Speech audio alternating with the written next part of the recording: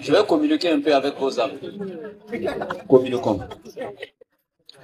Vous avez pris Hébreux 1, verset 6. Je ne vais même pas toucher mes arguments. Hein. Vous avez pris de 1 à 6. Je ne vais pas toucher mes arguments. Je les empose, je retourne avec.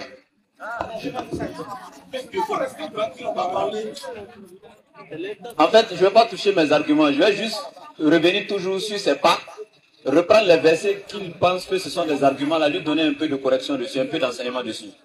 Donc écoute, je communique avec ton âme. Le verset 6 dit, où tu veux prouver que Jésus a été adoré là. Et encore, quand il introduit le premier-né dans le monde habité, il dit, et que tous les anges de Dieu l'adorent. Mais regarde ce que Darby te dit. Ce que Darby te dit. Et encore, quand il introduit le premier-né dans le monde habité, il dit, et que tous les anges de Dieu lui rendent hommage. Je pèse mes mots quand je parle.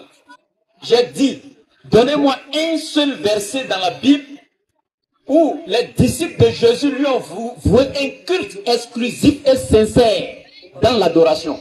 Je pèse mes mots quand je parle. L'adoration ici, le mot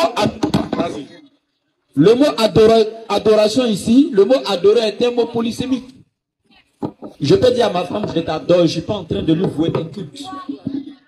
Donc adorer que tu vois là, la Bible t'enseigne le contexte réel. Qu'est-ce que adorer veut dire? Donc que les anges lui rendent hommage, c'est écrit dans la Bible.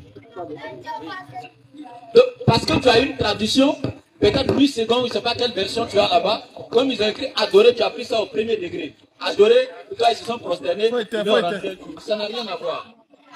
C'est lui rendre hommage, c'est écrit dans la Bible ici. Donc quand j'ai dit Darby là, ils ont fait leur bouche d'une manière. Toi, dites-moi si vous êtes plus instruit que Darby. Le 8 secondes que vous lisez là, vous allez me dire aussi, si c'est vous qui aviez reçu la révélation, ou bien si ce sont ces théologiens-là qui ont traduit la Bible déposée, puis vous êtes venu prendre aujourd'hui, commencer à lire. C'est pas facile, hein. Il lit un verset. Il dit, Dieu a Dieu. Oh Dieu, ton Dieu t'a oint d'une huile de joie. Ah! Il dit Jésus est Dieu, mais c'est Dieu qui l'a oint. Mais le Dieu qui l'a oint là, jusqu'on va finir la conférence, on va aller à Abidjan. Il ne va pas vous dire comment il s'appelle. Oint là, ça veut dire choisir. Donc, oh Dieu. Ton Dieu t'a oint. Quel est le Dieu qui a oint? Ton Dieu t'a choisi. Quel est le Dieu qui choisit et c'est quel Dieu qui a été choisi? C'est bizarre. Vous voyez, non? Les questions sont à vous, hein. Notez, hein, on ne va pas laisser. Je répète. Qui est le Dieu qui choisit et qui est le Dieu qui a été choisi? Maintenant, quand vous parlez du nom, le nom là, personne n'a dit sur la table ici que le nom du Créateur, ça veut dire Dieu. Dieu n'est pas un nom. Dieu, c'est un titre. Dieu veut dire tout simplement sujet ou objet d'adoration. Mais moi, je t'attends. Dis-moi, comment est-ce que Jésus-Christ, de son vivant pendant son ministère, quand il parlait là, comment il prononçait le nom de Dieu, le Créateur des cieux de la terre, comment est-ce que Jésus l'appelait dans sa langue? Je ne vais pas te donner ça gratuitement, hein. Tu vas faire tes preuves ici. Donc, quand tu prends la parole, tu me dis, comment est-ce que Jésus appelait le nom du Créateur des cieux et de la terre? Comment Jésus l'appelait dans sa langue? J'ai besoin de ça. Sinon, je sais que Dieu, là, ça veut dire sujet, objet d'adoration. Ce n'est pas le nom du Créateur des cieux et de la terre. Et vas-y. Bon, Marc 13, 29. Jésus lui-même te dit, à la fin des temps, là, il y aura tellement d'embrouilles. Le monde sera tellement mélangé. Les temps seront tellement durs, comme il n'y en a jamais eu depuis le commencement du monde que Dieu a créé. Jésus dit, depuis le commencement du monde que Dieu a créé. Et toi, tu vas attribuer quoi à Jésus? Jésus lui-même, quand il parle, il reconnaît qu'il y a un Dieu. Dans Luc chapitre 10, verset 21. Jésus tressaillit de joie par l'effet du Saint-Esprit et dit, Père, je te loue, Seigneur du ciel et de la terre. Si pour toi Jésus est Dieu, mais Jésus est en train d'appeler quel autre Seigneur du ciel et de la terre? Moi, je te donne des versets de Jésus lui-même. Hein? Dans Jean chapitre 17, verset 3, Jésus dit, oh la vie éternelle, c'est qu'ils te connaissent toi, le seul véritable Dieu est celui que tu as envoyé, Jésus-Christ. Jésus présente le véritable Dieu et se présente comme l'envoyé de ce Dieu. Maintenant, si Jésus est Dieu, qui l'a envoyé? Frère, est-ce que dans la série de questions-réponses, est-ce que tu es prêt?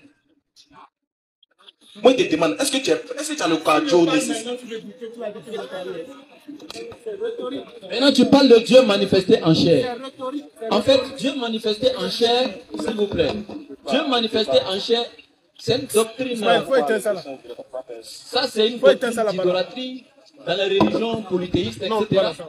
Ça n'a rien à voir avec le seul véritable prophète de Dieu appelé Issa. Ou peut-être on peut dénommer Jésus que Dieu a envoyé, que nous les musulmans on reconnaît qu'il a envoyé un prophète de Dieu. Lui, il ne s'est jamais incarné en qui que ce soit. L'incarnation, là, c'est dans l'hindouisme, dans ces religions-là que vous avez ramassé ça. Cette doctrine pour insérer dans le christianisme. Où un esprit s'incarne dans un corps physique, ça c'est la doctrine de la théophanie.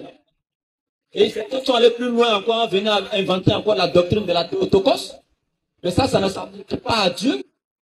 Donc Jésus s'est jamais incarné ou Dieu s'est jamais incarné en qui que ce soit. Jésus te dit Dieu est esprit et il faut que ceux qui l'adorent en esprit et en vérité. Tu ne me dis si Jésus est l'image de Dieu. L'esprit a-t-il une image?